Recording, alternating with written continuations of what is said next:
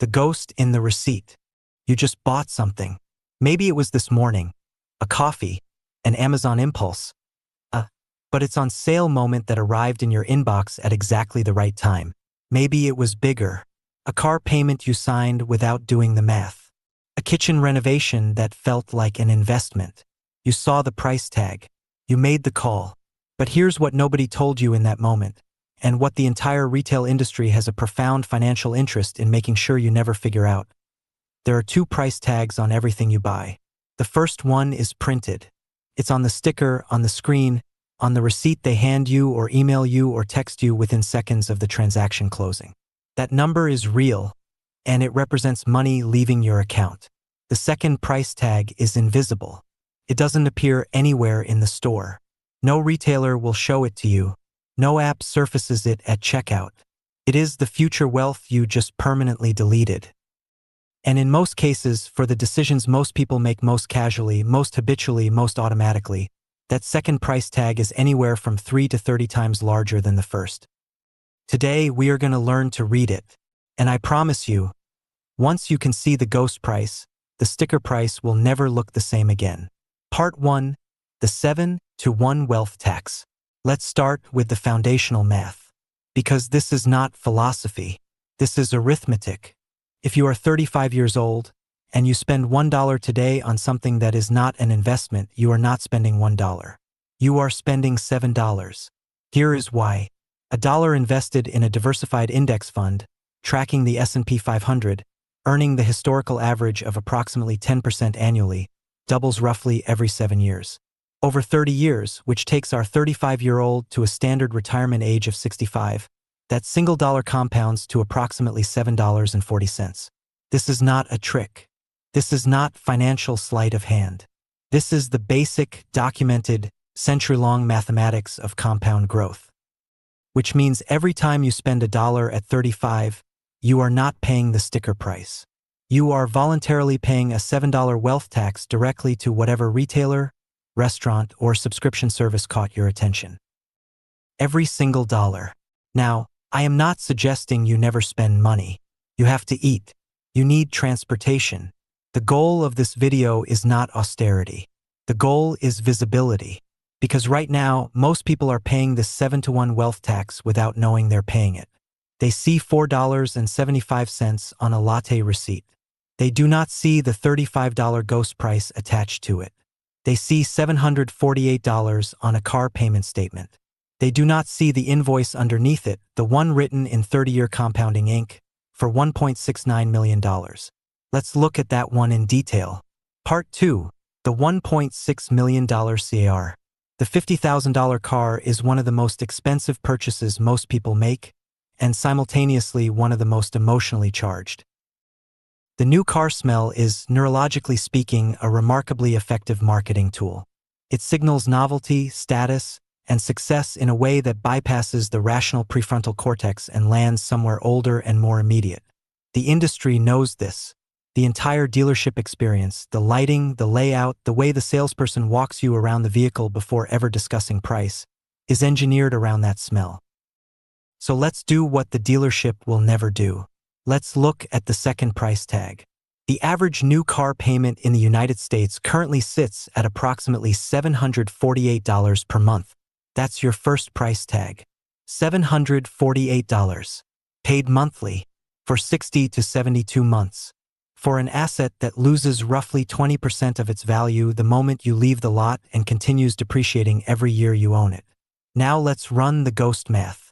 $748 per month, invested instead in an S&P 500 index fund, at the historical average annual return of 10% over 30 years. The result? $1,692,000. $1.69 million. That is the second price tag on a $50,000 car purchased by a 35-year-old.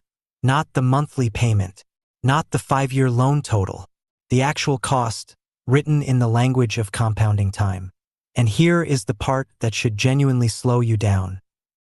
The car will be worthless in 15 years. Mechanically exhausted, aesthetically dated, worth perhaps a few $1,000s if you're fortunate. The $1.69 million, that was durable. That was permanent. That was the version of this decision that generated income, provided options, and compounded silently for 3 decades while you slept. You traded a permanent asset for a depreciating one. And the new car smell?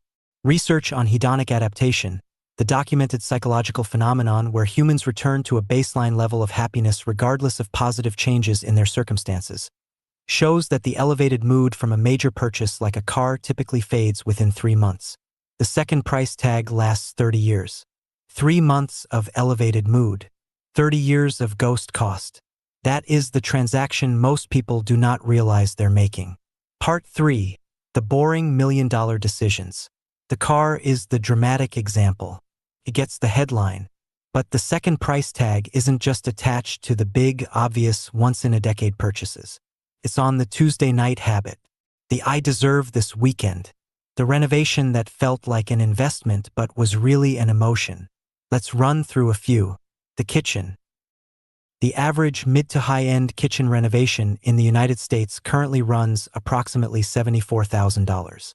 Granite countertops, custom cabinetry, the backsplash you saw in a magazine that made the whole room make sense. Real estate agents will tell you kitchens sell houses, and that is partially true. But here is what the real estate agent will not tell you. $74,000 invested at 7% for 30 years becomes $563,000. Over $500,000. The kitchen renovation you're comparing to adding value to the home is simultaneously deleting $500,000 from your retirement account. It is not an either/or. Both things are true simultaneously.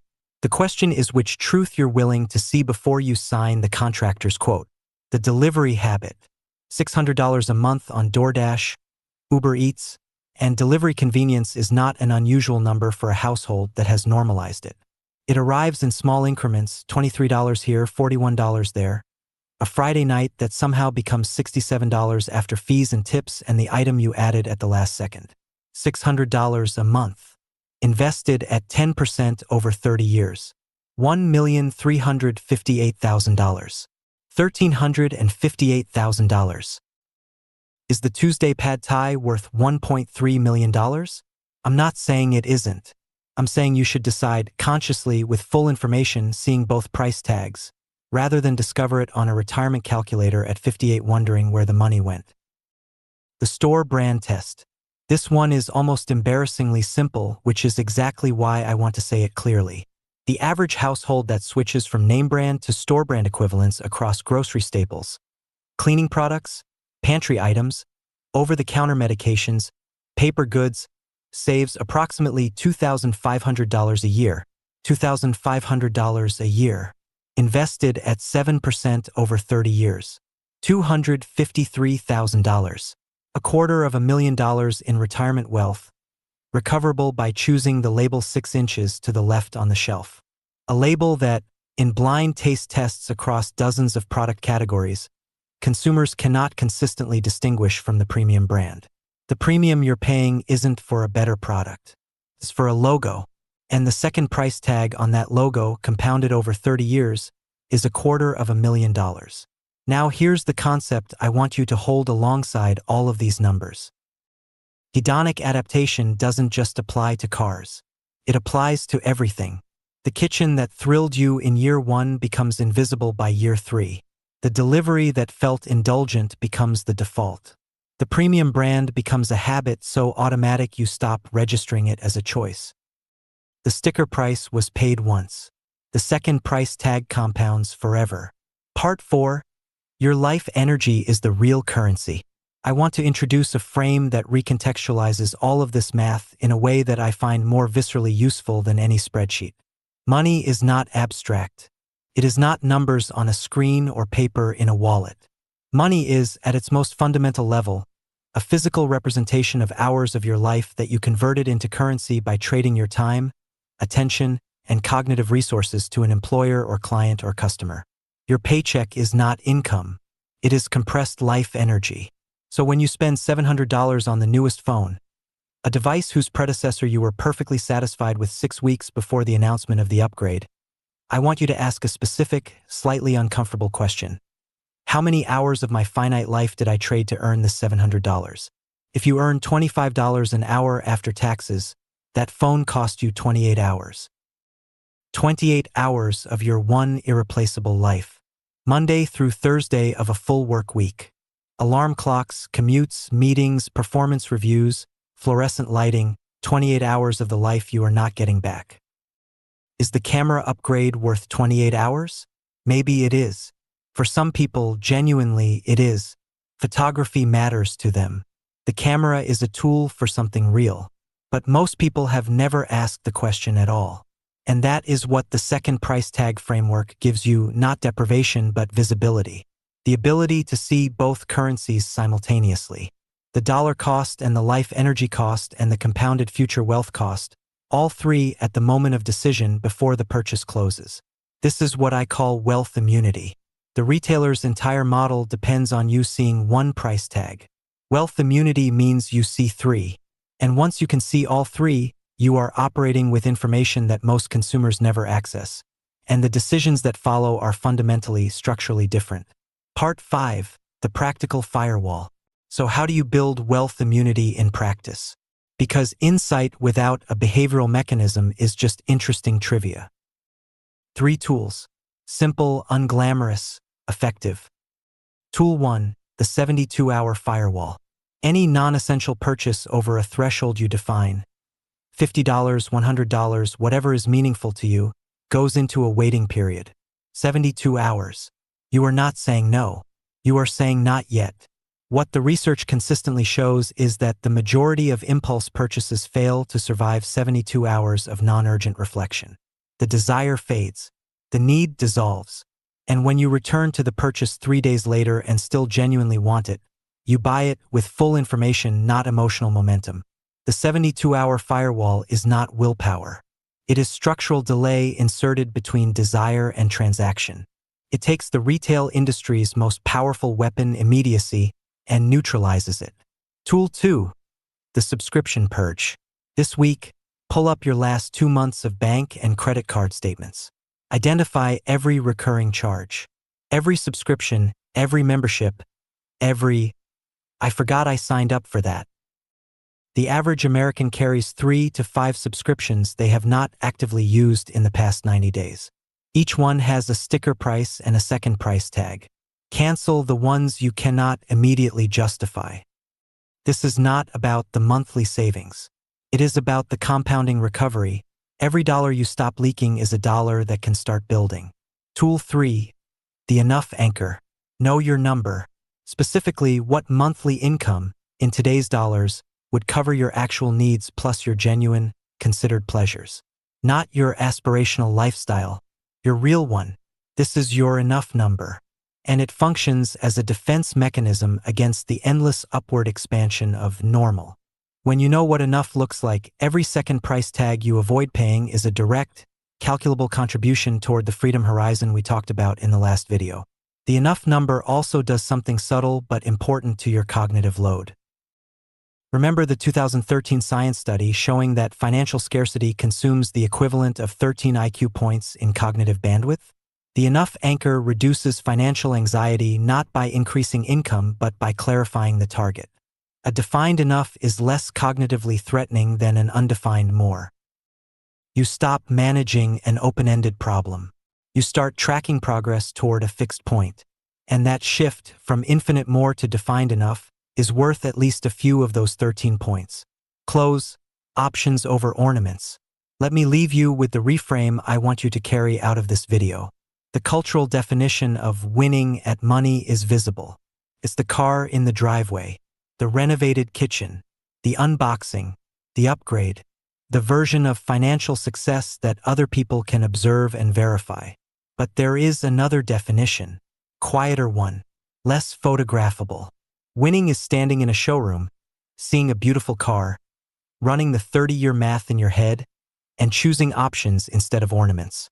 Winning is looking at a checkout screen, feeling the pull of the purchase, letting the 72-hour firewall engage, and discovering 3 days later that you don't actually want it.